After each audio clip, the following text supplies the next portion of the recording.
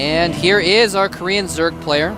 Very strong player, has been Code A for a few seasons, trying to keep himself in Code A for a third season in a row, from the team Slayers. He is Slayers YugiOh. Slayers YugiOh, whose origins we have now thoroughly explored. His name origins, that is. Anyway, and I'm not going to forget it this time.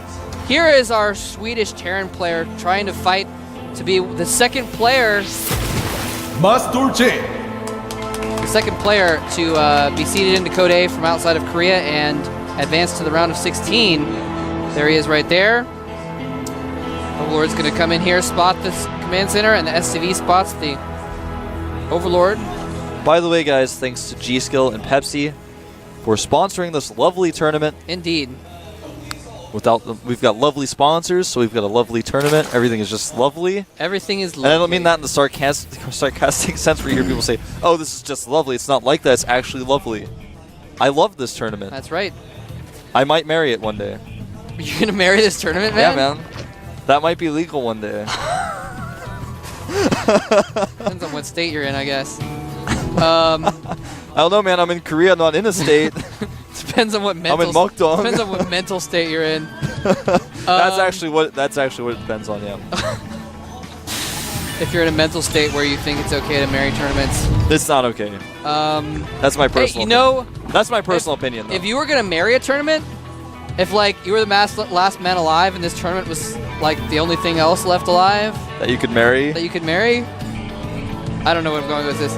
Point being, GSL is awesome, and YugiOh has expanded and gotten a spawning pool. Thorzain is going for a 1 barracks expand again. Indeed. Similar to what we saw on Terminus. Very difficult build to pull off on Metalopolis for Terrans. But he's going to pull it off. He's going to attempt to. There's the command center now. There it is. And YugiOh, well, I was just going to say, YugiOh, we're at close air distances. Yeah. As the game goes longer, there's going to be drop opportunities, but there's also going to be mutilus opportunities. So there's going to be a lot of harassment going on at these positions. Yeah, I wouldn't be surprised if Thorzain was a little bit more aggressive than he was in Game 1. And either drops early or maybe Banshees. Quick Banshees would be a nice thing to do, something along those lines.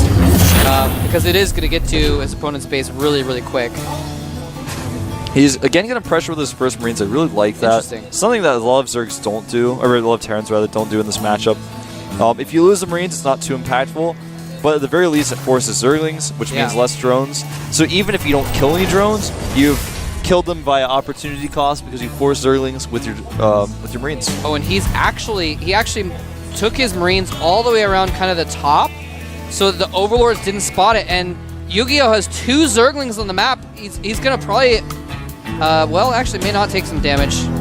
Thorzain's gonna just fall back from that. Well, he's done what he's needed to do. He's forced YugiOh to make 4 Zerglings. That's 2 drones that didn't get made. That's all you need to do. That's all you need to do. You don't actually need to do damage necessarily. And YugiOh realizes this, switches back into building 9 drones after those Zerglings. So smart play by both players, actually. Really, really high level there. And YugiOh, I think, is pretty much got a clear idea of what's going on. He's known that Thorzain did this build in the first game. He has scouted, he saw just the barracks, no add-ons yet. Ooh, Tech Lab on that barracks. That's interesting. Gonna get stim ASAP. Yeah, he's probably gonna get stim, but he's kind of varying from... It's basically the exact same build we saw in Terminus. Yeah. He's got 2 factories. Yeah. One with the Tech Lab, one not. I was thinking the last game he went for the reactor first, so you're right, though. And now he's going to make a few Hellions, but he's not going to get Blue Flame. Yeah, you're right. This is exactly what he did on Terminus. And you know what? Go with what works. Yeah, we've seen a lot of players just repeat builds to the GSL because it works. But this time he is going to get Blue Flame. See that icon up there? It's blue. Thank you, Blizzard. Thank you, Dustin.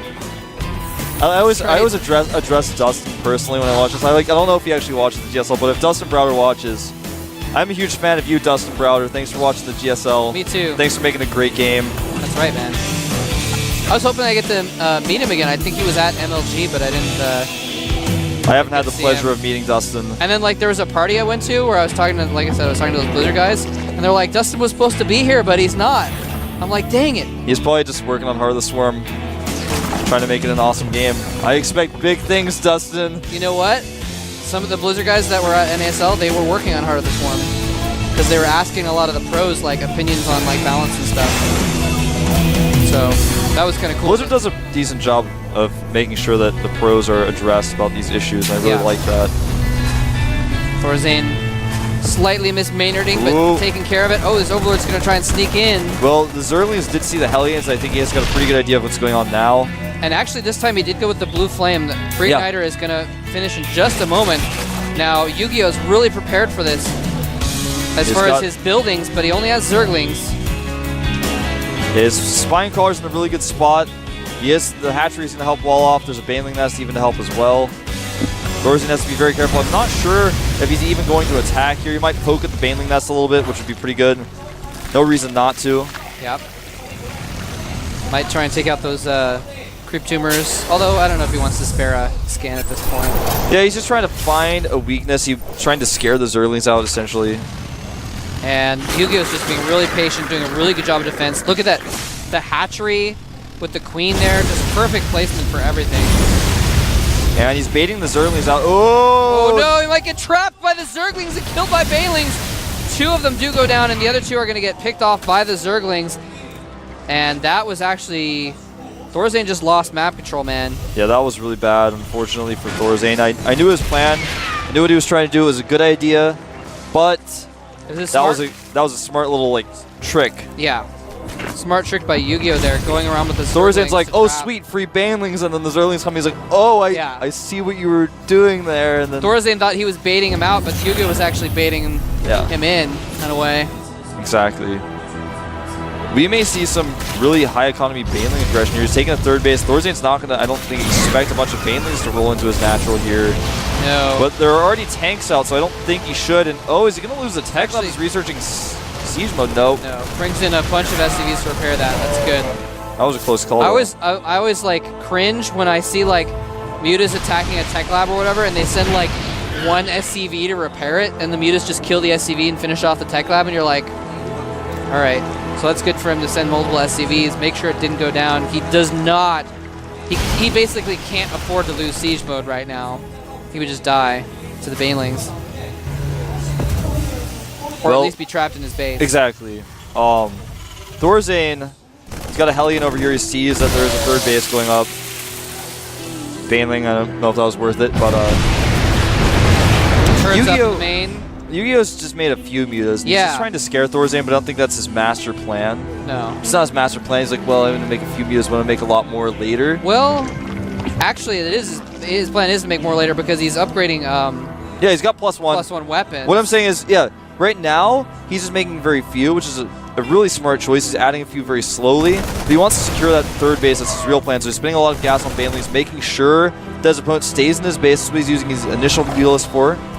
He's got a huge counterattack force poised at the third base of Thorzain. If ever Thorzain decides to do a timing attack, he's going to keep in his base with that as well. So really nice moves by YugiOh. And way overcommitting here, though. YugiOh's like, you know what? I'm feeling ahead. Here, have some mutas for free. That's pretty much what happened there. He's like, I don't need these mutas anymore, man. They're like old. I've had them for years. I'm just gonna donate them to charity. He's gonna get the Muta 2, but then the Overmind is like, well, don't get the Muta 2 because the Muta 3 is gonna come out next summer. Exactly.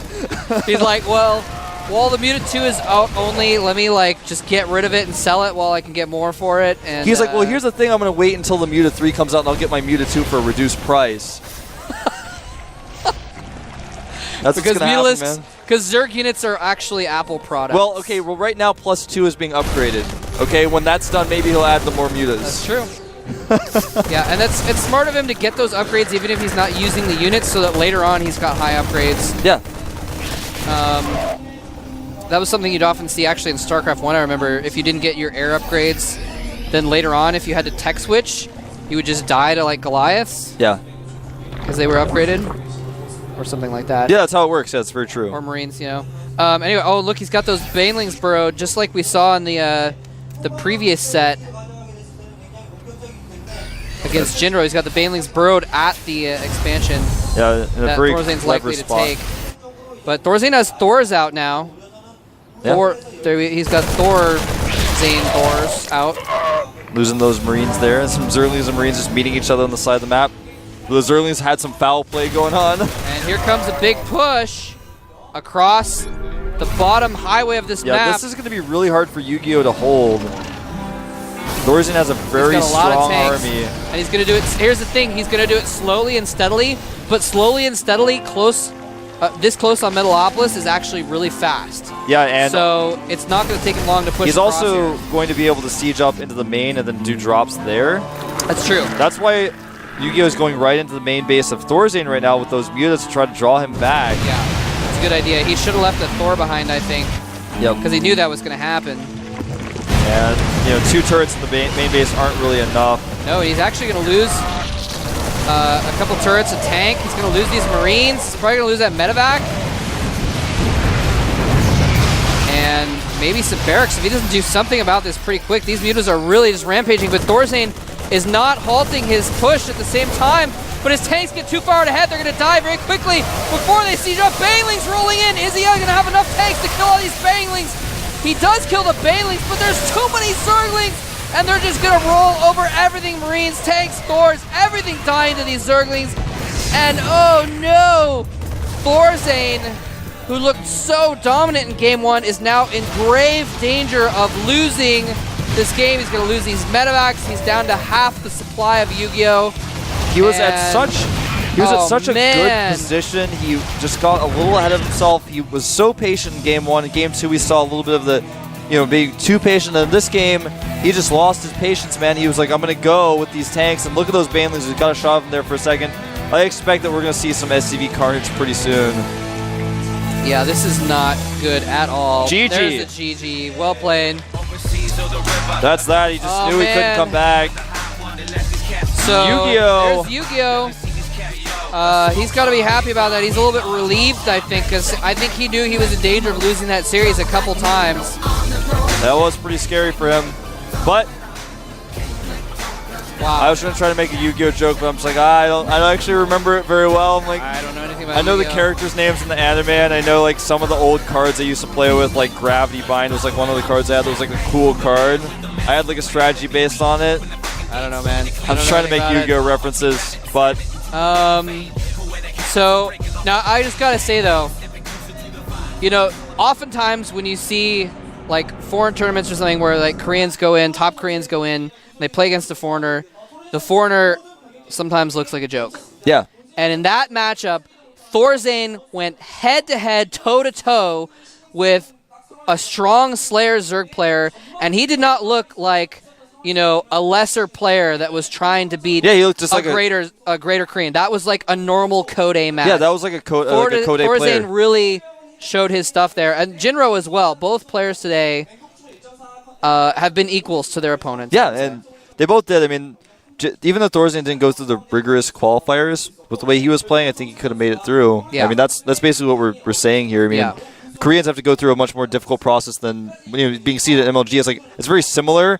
I don't want to say it's more difficult. It's hard to compare the two, but anyway, it's very difficult. The Korean players are considered better. That's just I'm just saying the facts that are true. It's actually true. Koreans are considered better. You're all thinking it. We're just saying it. I'm like, well, I don't think people are going to be offended by this. I'm just saying things that are true. Yeah. Well, and it's not necessarily. It's not like an insulting thing. Yeah. To say that they just have a lot more experience and that kind of thing. Anyway, we got 2 Swedes left.